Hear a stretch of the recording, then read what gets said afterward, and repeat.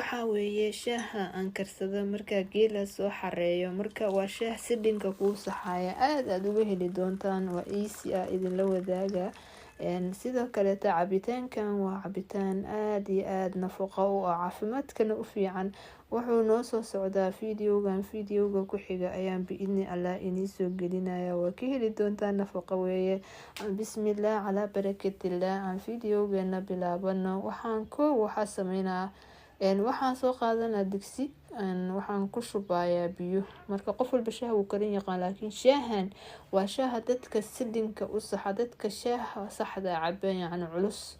waxaa soo qaadanaya sokorta sida qof walba jecel yahay. sokorta badan horta ma fiicna, laakiin runtii dadkeena sokor badan ay isticmaalaan. waxaan ku shubaa asxaabta. geedkan waxaa waaye waa qorfaha aad xataa caafimaadka wadnaha wuu u fiican yahay, dhiigga wuu filtaraareeyaa, dadka iscateynaya wuu u fiican yahay. qorfo noolaan ku daraa. waxaan ku daraa kale haylka ha tumin, waxaa sameysaa saas u kala fuji, macnaha mirihiisa isagoo isku dhagan dhowr xabaa ku daraaya. laakiin hayl badan oo aad tuntay hadaa ku darto wadnuhu kaa qabana. waxaan ku daraa zanjabiil. runtii shaahan waa shaaha yacni maasha allah. markay biyaha iyo intaas sokorta soo karaan, koob caanaa baan ku daraa, weliba caanaha ruub caano geelo xoor leh hadaa ku dartid kaale iska arag. marka rinjiga asxaabta waxaa jira 3 rinji oo aad u fiican. commentiga hadaa u baahantihiin noocyadooda waa idiin soo qoraa ii sheega. rinji baa ku daraysaa, weliba markaa rabto shaaha inuu sidhinka kuu saxo rinjiga u badinay kaale iska arag.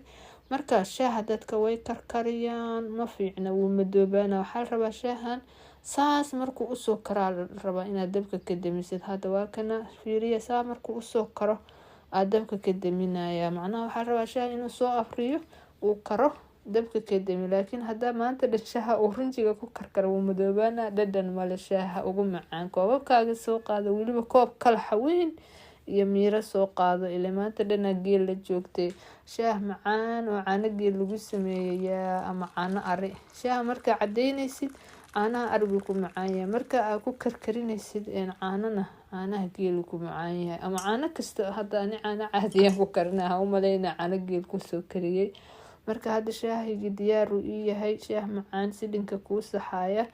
walaalahayga hadaa halkan soo gaadheen channelka subscribe dhahaya, followna dhahaya pagekeena. soo qaado quraac nooca aa haysatid. marka shaah aad u macaan, quraac cabitaanka idiin sheegay oo insha allah noo soo socdo next video ah. alaabta shaahaas easiga ayaan jeclaystay inaan idinla wadaago. intaan video kale ku kulmayno walaalahayga, assalaamu calaykum waraxmatullaahi wabarakatuh.